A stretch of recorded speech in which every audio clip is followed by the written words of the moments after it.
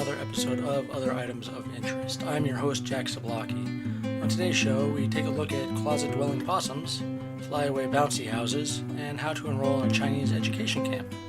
It's education. It's camp. Can't be that bad, right? All that and more on today's Other Items of Interest. From NBCMiami.com, not a Florida man story, quite different. $450,000 worth of colonoscopes stolen from Philly hospital. I hope I pronounced colonoscope right. Police are searching for a trio of thieves who stole hundreds of thousands of dollars worth of medical equipment from a hospital in suburban Philadelphia. The three thieves broke into Lankenau Medical Center and stole several Olympus colonoscopes worth approximately $450,000 in total, police said. The tube-like instruments are used to examine the colon during a colonoscopy procedure. It goes in your back end. That's what they're trying to say. This is the first time we have encountered this type of theft, so we don't have all the answers, Lower Merion Police Detective Sergeant Michael Weiss said. I almost said Sergeant Miami Vice, but that's not his name. I wonder if that's his nickname at the station. Sergeant Miami. Authorities released surveillance video of the suspects as well as their vehicle. The man and woman walked into the main lobby and pried open two doors to get to the colonoscopes. This is not something that a typical pawn shop might accept, Weiss said. My feeling would be that it was some type of black market sales. Weiss told NBC 10 it's too early to tell if the incident was an inside job. And the article goes on to describe the suspects, which I'm not going to read. The handful of you that listen to this podcast, what are the chances that you're in Philly, and what are the chances that you actually know one of these scumbags? You know what? There could be a chance. The first suspect, he's described as a man in his early 20s with curly hair, possibly a wig. He was last seen wearing glasses, a dark-colored sweatshirt, blue jeans, black sneakers, and white soles, and carrying a black backpack. You know him? Probably not. The second suspect is described as a man in his late 40s wearing a gray fedora hat, dark-colored coat, scarf, blue jeans, black boots, and carrying a black backpack. Yes, I chuckled at fedora. The third suspect is described as a woman in her late 20s wearing a pink winter ski cap, black jacket, white shirt, blue jeans, and white sneakers. They were driving a newer model Jeep, dark color, 4 doors and a hardtop. If one of you 5 people who listen to this podcast live in Philadelphia, you go find them. You put this podcast, you mention this podcast when you're interviewed on the news about how you knew what to look for. Okay? Please. I'd appreciate it. Thank you. From the IdahoStatesman.com. You've seen the big Idaho potato? Now spend the night inside Idaho's newest Airbnb rental. Now if you don't know, the big Idaho potato was this giant model potato that Idaho drove around the country to advertise their state. Now it is back home and someone has made a house out of it. The big Idaho potato was supposed to spend only a year or two traveling the United States promoting the state's most famous crop, but the 6-ton potato's tour lasted 6 years. The Idaho Potato Commission didn't have any plans for the potato once it was replaced with a new one. The Idaho Potato Museum in Blackfoot. I don't know how many times I'm going to wind up saying Idaho potato, but it's going to drive me crazy. The Idaho Potato Museum in Blackfoot was interested in putting it on display, but Christy Wolf had another idea. Wolf, a tiny house developer who created a hobbit hole rental overlooking the Columbia River near Chelan, Washington. Chelan, Washington? I don't know how to pronounce that. And a treehouse on the big island of Hawaii wanted to turn the big Idaho potato into an Airbnb rental. It was always in my game plan, said Wolf, who spent 2 years on the road with Potato as an ambassador for the commission. I had the perfect lot, and someday I was going to get that potato and turn it into something cool. Beginning at the end of May, guests will be able to stay in the Big Idaho Potato Hotel. Big Idaho Potato, Big Idaho Potato, Big Idaho Potato. The commission gave Wolf the potato, which is 28 feet long, 12 feet wide, and 11.5 feet tall. Having it as an Airbnb rental will continue to bring the potato and the commission notoriety, said Frank Muir, CEO of the Idaho Potato Commission. Idaho potato. If you put it in a museum, that's one thing, but if you put it out there near Mountain Home, It's a way of inviting people to experience Idaho in a unique way, Muir said Monday during a media tour of the hotel. The Big Idaho Potato Hotel, which will cost $200 a night plus $42 in taxes and fees, is for couples. With 336 square feet, it includes a queen-size bed, 2 easy chairs, an elk antler chandelier, a small sink, lights, heating, and air conditioning, and a beverage cooler. There's a separate bathroom that looks like a miniature steel silo with a round corrugated steel tub, a walk-in shower, and a sink and a toilet. And that's the gist of it. I'm done. I don't want to say Idaho potato ever again.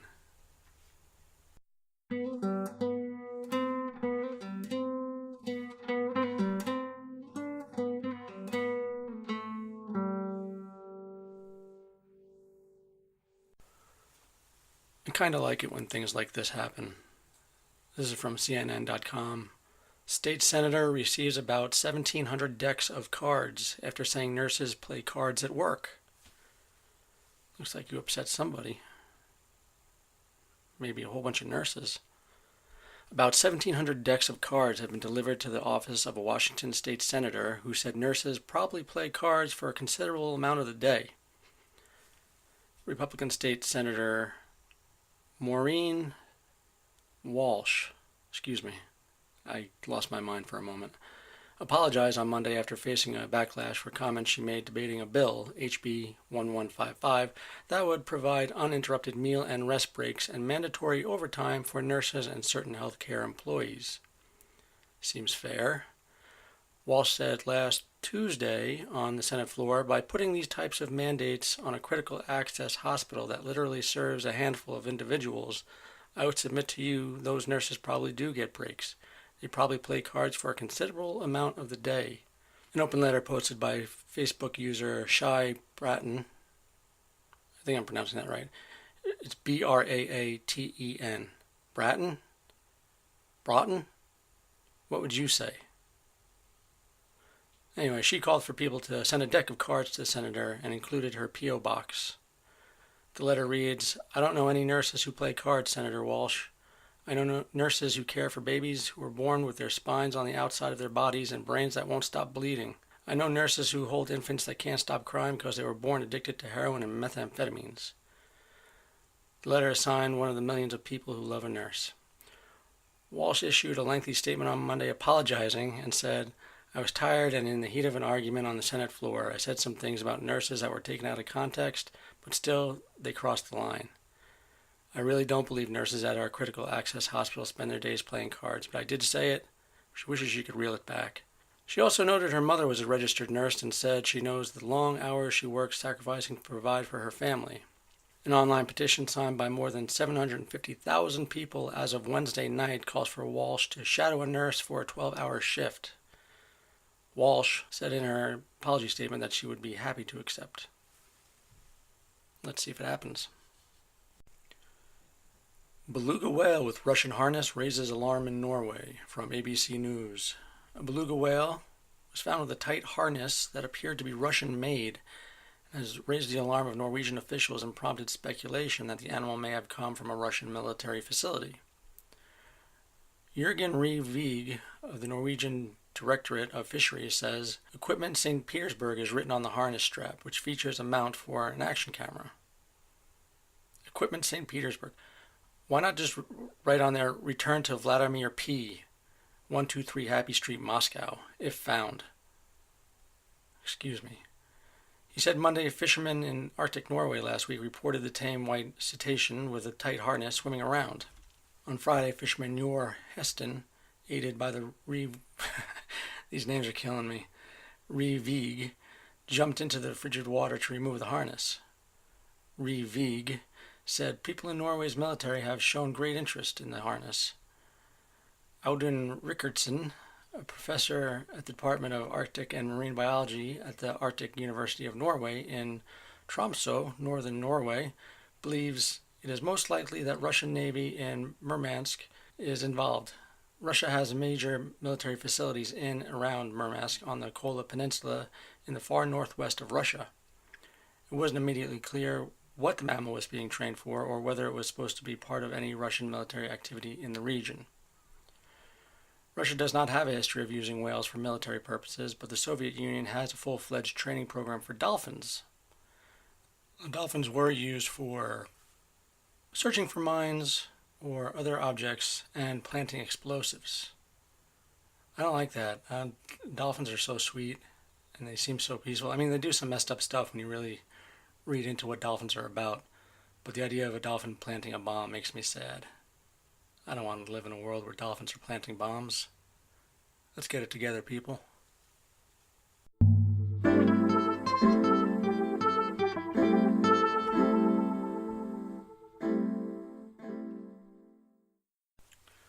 Mom shocked to find daughters weren't lying about creature in the closet. It was only a possum, nothing crazy. From Fox 32 Chicago, a woman said an opossum was living in her children's bedroom for 3 days before she realized there really was a creature stirring in the closet, not just an imaginary friend or stuffed animal. And you're going to want to check the show notes on the webpage, otheritemsofinterest.com. You can read all the news articles, but especially for something like this, there's some funny pictures. Sometimes possums are cute. It literally looks like a Disney character. Literally. That's right. I said it. Birch, who lives in Ohio, said last summer her daughters kept saying they saw a creature moving along the wall in their room, usually at night. Birch and her husband checked the bedroom but didn't immediately find any wild animals hiding in the shadows. Sure enough, they later discovered an actual opossum camping out in the closet. We ended up waiting until it crawled into a bin in the closet, she said, describing the I told you so moment for their daughters. My husband put a pitchfork over it to make sure it didn't move. Then we put a cookie sheet over it and he carried the whole thing outside. Birch joked that she was trying to take some better pictures of the opossum, but the 3 other people in my house were not amused by my photography. She said her daughters were scared upon finding the opossum, but bravely went right back to sleeping in their room. I wouldn't. I mean, aside from this picture, they're not pleasant-looking animals. They're gross. And the opossum must have felt right at home because it refused to leave. Birch said after they released the critter outside, she spotted it the next day, still hanging around the yard. Probably has rabies. Luckily, they got that thing out of their house in time. But there's our feel-good story for the day. This one from azfamily.com. Mom punched 7-year-old son because he was a bad lookout for a shoplifting granny. A Phoenix woman is facing charges after punching her 7-year-old son for being a bad lookout for his shoplifting grandmother. Officers saw 27-year-old Rebecca Gonzalez walk into the parking lot of a Walmart supercenter. Police say she spanked the little boy, then slapped and punched him in the face. According to the child, he was hit because he didn't watch out for his grandmother good enough, the arresting officers wrote in their probable cause for arrest statement. Gonzalez was booked on suspicion of aggravated assault. A judge set a secured appearance bond of $2,500. If she posts bond, she is not allowed to have any contact with her son. Short and sweet. Our feel not so good story. Sorry. From kmph.com, Fox 26 News. Teacher writes, absolutely pathetic on second grader's test. Petition calls for her firing. A father's Facebook post about remarks on his son's math test has gone viral and sparked outrage from parents around the country. Fox 2 in Missouri says Camden, that's Kamdyn, is a second grader and brought home a math test with some pretty harsh remarks at the top. Absolutely pathetic. He answered 13 in 3 minutes. Sad. Whatever happened to constructive criticism?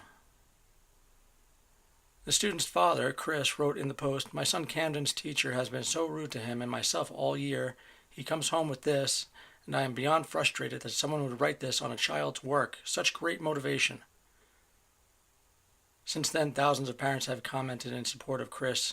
There's even an online petition to have the teacher fired, Fox 2 reports. Some parents are disagreeing, though, arguing the teacher was just doing their job and shouldn't be penalized for that. Our source reports the school superintendent said an investigation has been opened, but the outcome would be dictated by the facts and evidence rather than social media. Where do you stand with this? Does she deserve to be fired?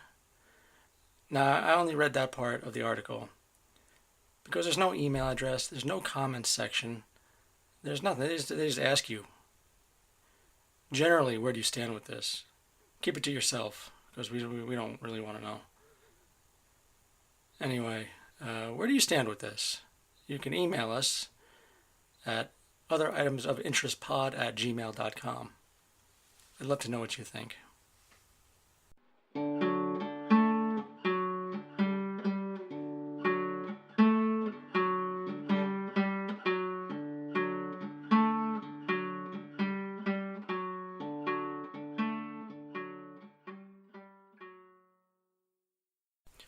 This actually sounds like so much fun.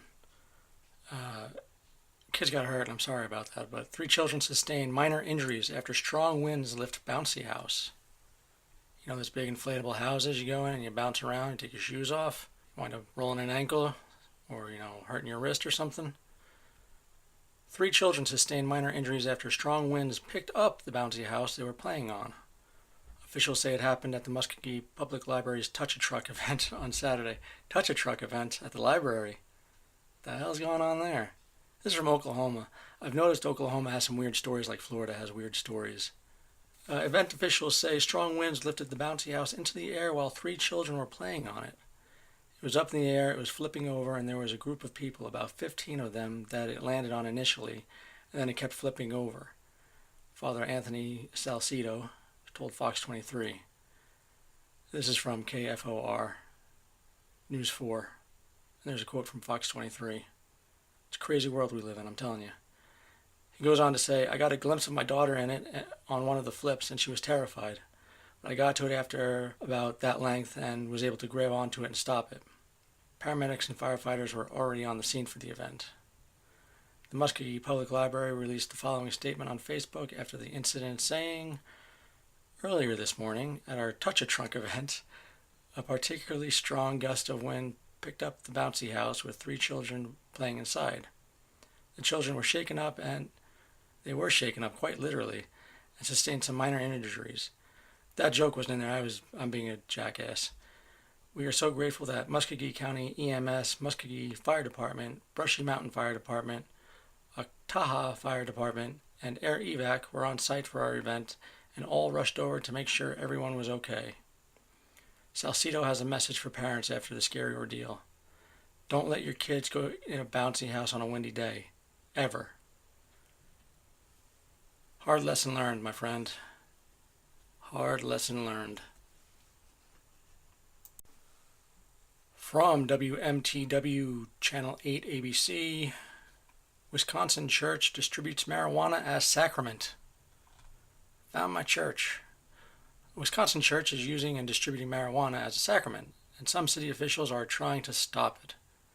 Bunch of squares. To most people, it's weed, but church co-founder Jesse Schwark considers it a religious sacrament and part of the worship of a Rastafarian church in an old storefront near the University of Wisconsin-Madison campus. Its members use and distribute marijuana freely. That's really the only requirement for membership. We all have to agree that we all break bread and use this one sacrament, cannabis, Schwark said. The church doesn't try to hide the marijuana use there. It's very open about it. Anyone can sign a card to become a church member and walk out with marijuana. I stand with Rastafarian religion all the way, church member Jerry Sersh said. Schwark accepts donation. It's hard to say Schwark. It's Schworck. Schwark accepts donations but doesn't require payment. This is no different than a shop distributing marijuana, WISN 12 News reporter Kent Wainscott said to Schwark. Sounds like someone that would be selling cannabis or giving it to the public, 2 things we don't do, Schwark said. Wainscott was unable to reach the city attorney for comment, but city officials have reportedly ordered the church's landlord to put a stop to the marijuana use. But Schwark argues this is a fight for religious freedom. Yeah, this is a constitutional right. You're going to have some problems if you try to shut this guy down. Is pot legal in Wisconsin? I don't know. I've never been to Wisconsin.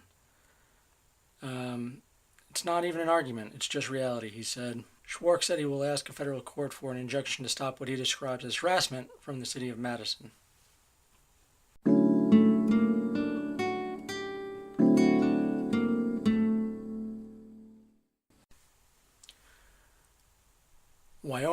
man shoplifted at store, applied for job in same visit, police say, from kjzz.com. Not the best call letters. Police in northern Wyoming say a man who allegedly shoplifted at the same store twice in one day also asked to fill out a job application during one of his visits. The Gillette? Is it like the razor? I'll pronounce it like the razor. The Gillette News Record reported Sunday the 36-year-old man went to the Sportsman Warehouse in Gillette. Oh, now it's a town. How do you pronounce the town's name, Gillette or Gillette? I'm going to go with the razor. Gillette, and bought some items with a rewards card, but allegedly took sunglasses and ammunition without paying for them. Police say he returned to the store a few hours later, asked to fill out a job application, and left with 2 more pair of sunglasses, allegedly without paying for them. Officers issued the man a citation for the alleged thefts and recovered the items. The suspect's name wasn't immediately available. Look at the job application. It's probably on there. True love. Man traps himself in hole dug to spy on ex. This comes to us from KUTV.com. Officials in northern Mexico say a man accidentally trapped himself in a hole he dug so that he could spy surreptitiously on his former girlfriend in violation of a restraining order. The Attorney General's office for the state of Sonora said Sunday that the 50-year-old spent days digging the hole in Puerto Penasco on the Gulf of California, only to become trapped inside and require assistance to get out. The man had been ordered to stay away from his ex-girlfriend due to domestic violence charges. He is now in jail. Went from one hole to another, huh? Violence against women is in Mexico's spotlight this week after a woman was hit by a car and stabbed to death by her husband outside the governor's residence in the western state of Jalisco. That incident was captured on video. That's one time I'm not going to tell you to check the show notes for a video. Dirty bird. A lusty peacock is on the loose and on the prowl in Loudoun County. A peacock is on the loose in Loudoun County, Virginia, and he is extremely friendly. Too friendly. The bird reportedly got loose a few days ago, according to a Wednesday post on the Abernathy and Spencer Greenhouse's Facebook page. His name is Chip, but he doesn't answer to it. The only thing he likes more than cat food is sex, wrote the owner, Kate Hogan. The bird could be anywhere around the Luckett's, Waterford, Taylorstown area, Hogan wrote.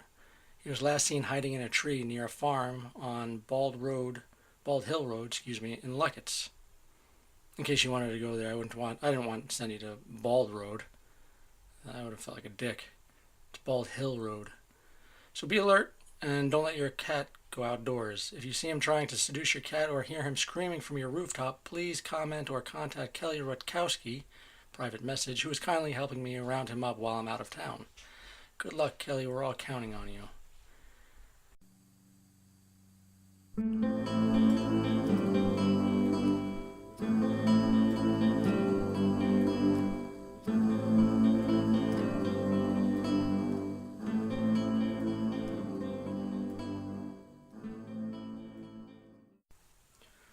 From the New Zealand Herald.co.nz, having a beard and owning a compass seen as extremist tendencies in China.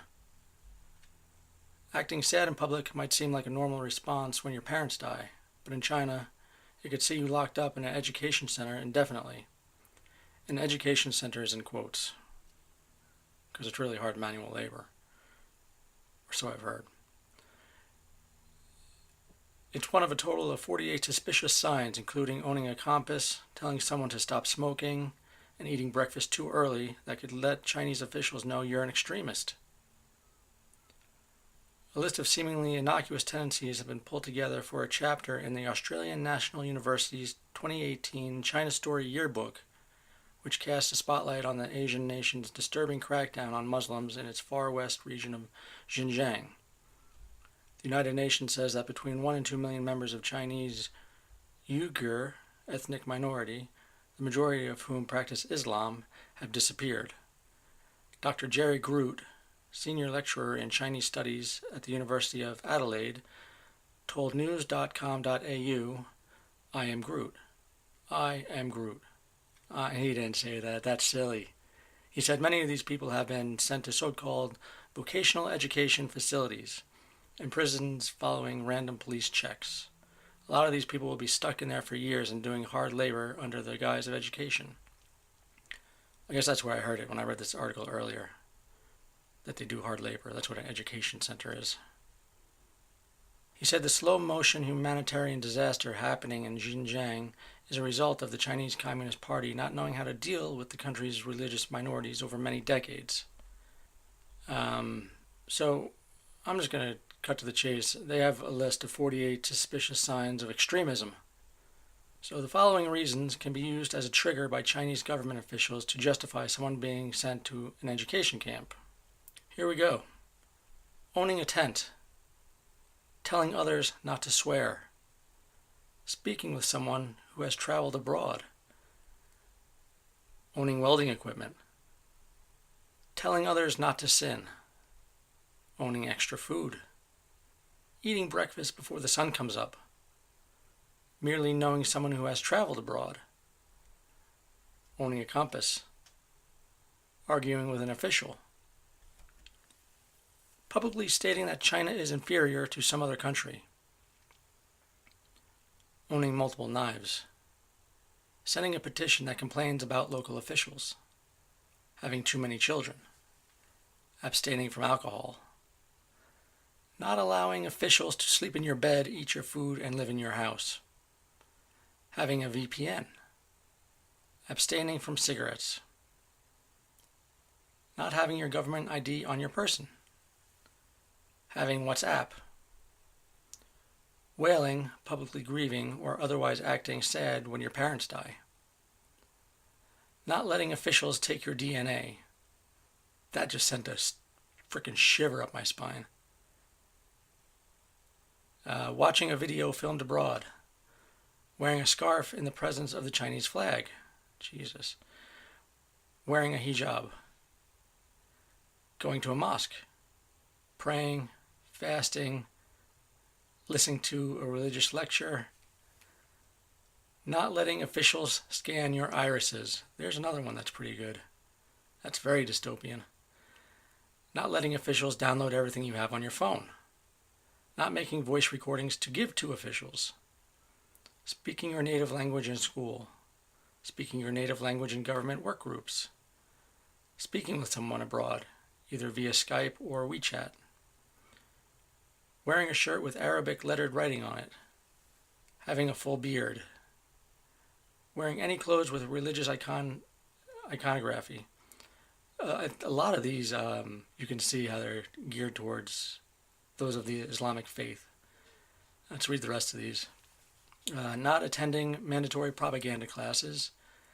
Not attending mandatory flag-raising ceremonies. Not attending public struggle sessions, the public humiliation of political rivals. Refusing to denounce your family members or yourself in these public struggle sessions.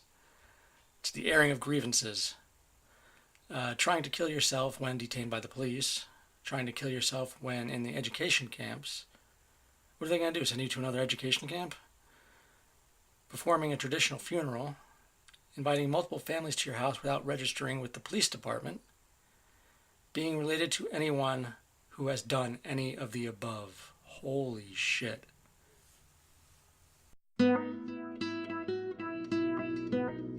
And there you have it. This has been another episode of Other Items of Interest. I have been your host, Jack Zablocki. If you'd like to visit us online, you can find us at otheritemsofinterest.com or on Twitter at otheritems. There's a bunch of other links too on the website you can check out. Thanks for spending your time with us. We really do appreciate it. Hopefully we'll see you next week. Bye-bye, everybody.